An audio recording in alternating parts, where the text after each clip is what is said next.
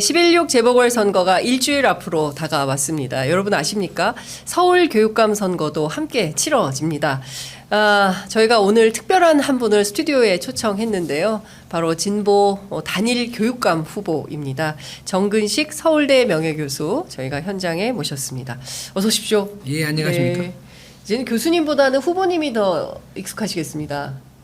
요즘은 그렇게 됐습니다. 예. 선거 뛰어보시니까 좀 어떠세요? 하실만 하십니까?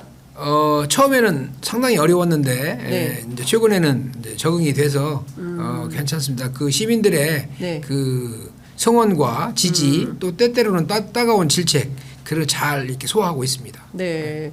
그 거리에서 유권자라고 할 수 있는 학부모님도 많이 만나시고 또 대학생들도 만나시고 예. 중고생들도 만나시고 하실 텐데 유권자들로부터 제일 많이 듣는 얘기는 어떤 얘기십니까?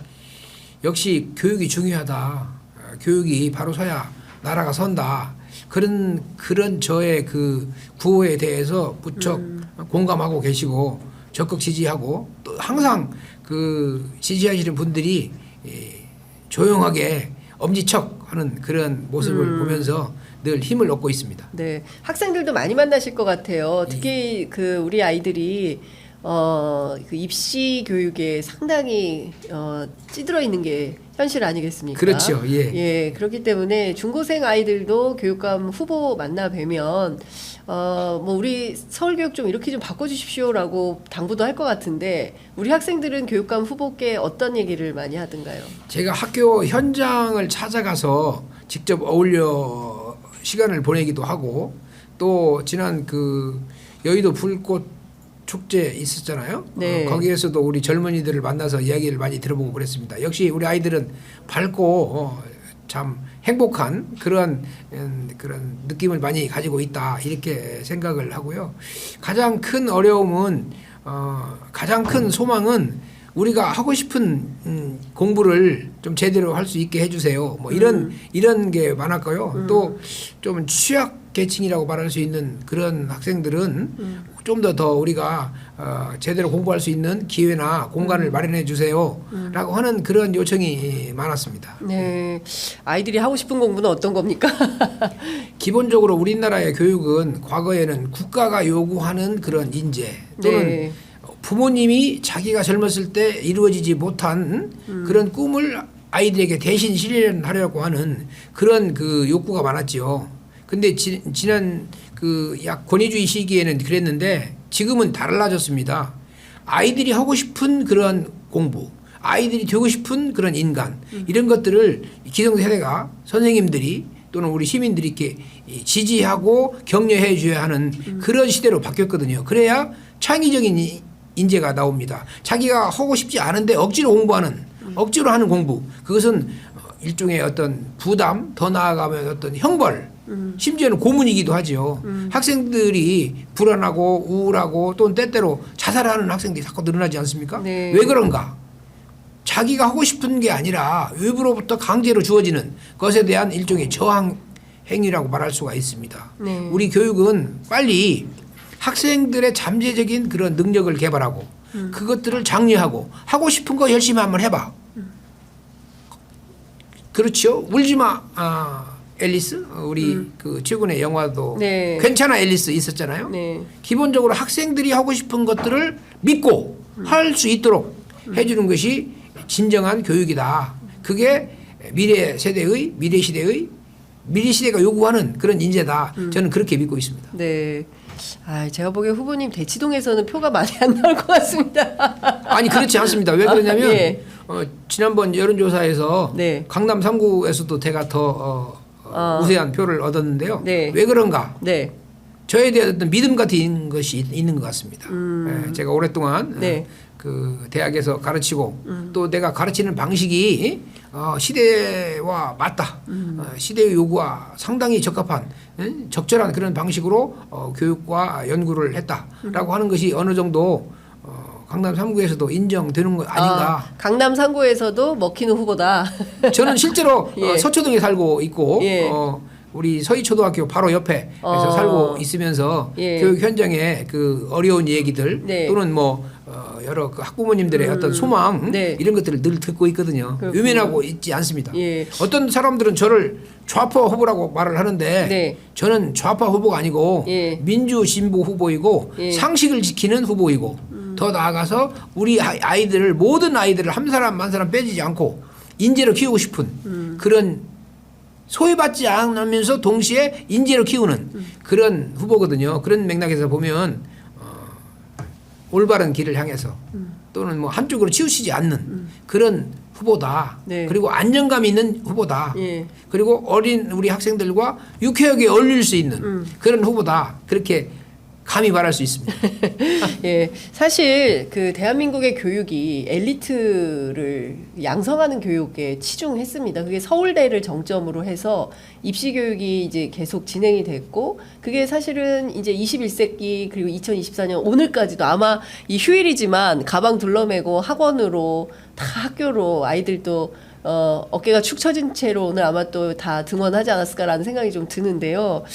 이런 교육 시스템을 바꾸기 위한 시도가 진보 교육감들이 과거에 있었습니다. 뭐 조희영 교육감, 그 전에 있었던 광노영 교육감 있었지만 사실 서울의 교육은 달라진 게 없습니다.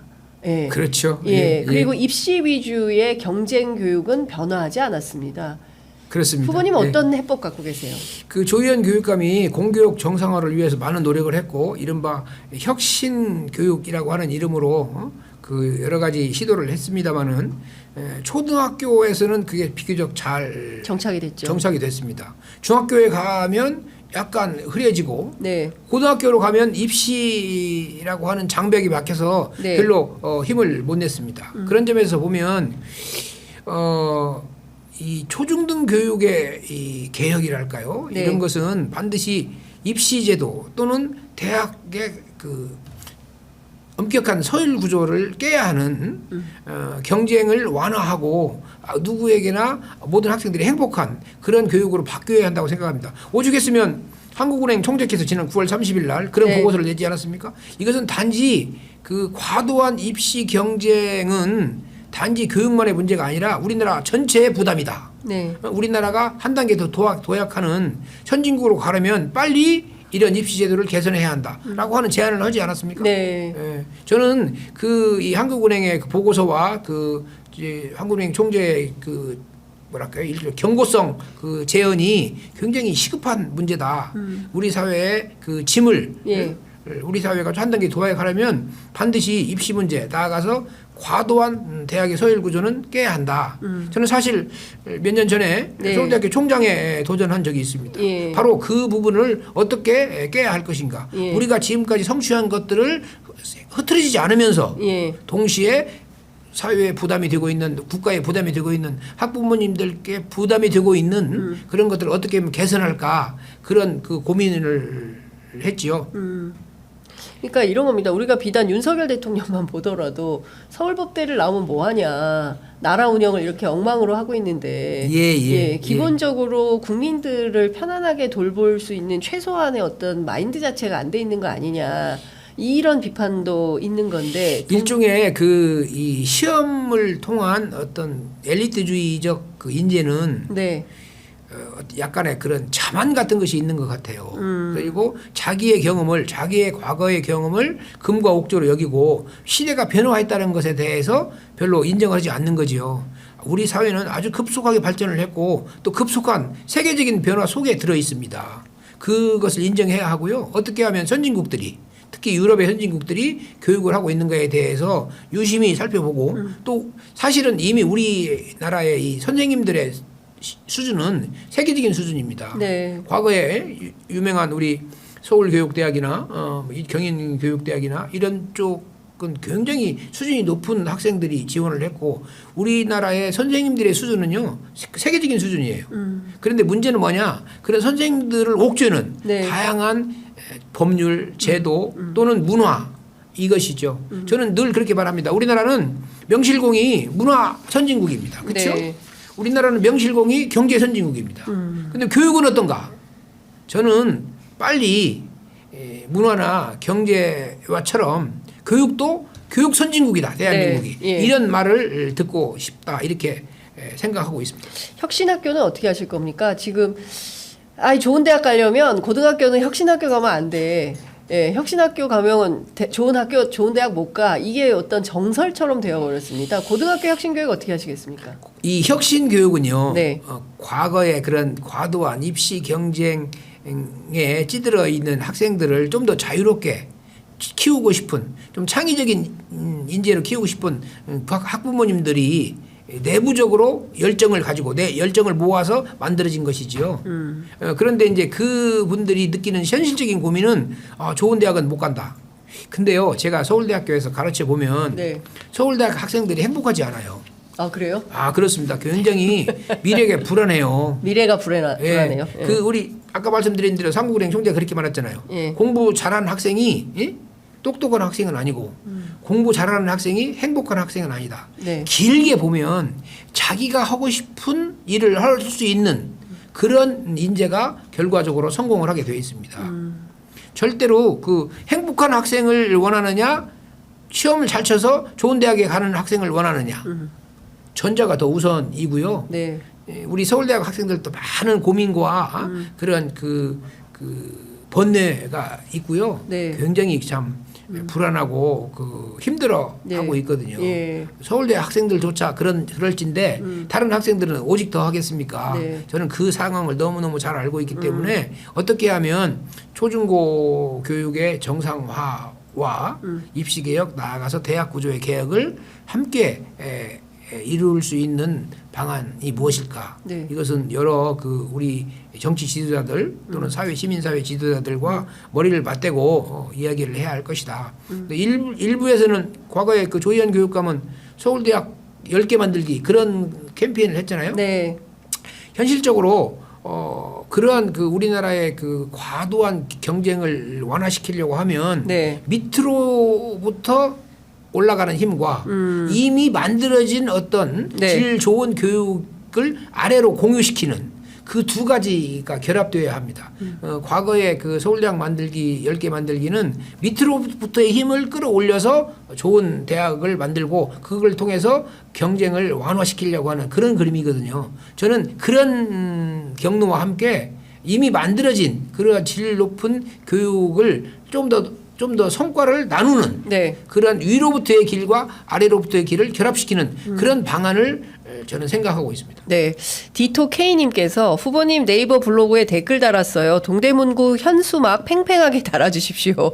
강북구, 강남 등 지나면 괜찮은데 유독 동대문구 장안동 동대문구 장안동 현수막이 너무 쭈글쭈글합니다. 아이고 잘못됐습니다. 쭈글쭈글한 현수막을 다셔가지고 화나셨어요. 아이고 죄송합니다. 네, 장안동의 주민이 쭈글쭈글한 현수막 이거 빨리 조치해 주시기 바랍니다. 캠프에서 후보님은 여기 계시는데 장안동 현수막 체크해 주시기 바랍니다. 이 방송 끝나면 바로 제가 체크하겠습니다. 유치원에요. 예. 서울대 의대반이 있습니다. 그렇죠. 의대를 가야 돈을 잘 벌고 돈을 잘 벌어야 강남구 서초동에 살 수 있습니다. 아이들의 비전이나 목표가 돈과 권력에 몰려 있습니다. 이제 사실 우리가 행복한 삶을 원하지만 행복하게 살려면 돈도 필요한 거고 그러려면 이 경쟁은 견뎌야 하는 것이고 엄마가 너 미워서 공부시키는 거 아니야. 다 너 잘 되라고 학원 보내는 거야. 이게 다 이제 국민 정서입니다. 이거 바꿀 수 있겠습니까? 저는 의과대학 정원을 2,000명 늘리는 거, 네. 의과대학 정원을 늘리는 것에 대해서 반대하지 않습니다. 다만 과도하게 급속하게 우리가 감내할 수 없을 정도로 늘리는 것에 대해서 반대합니다.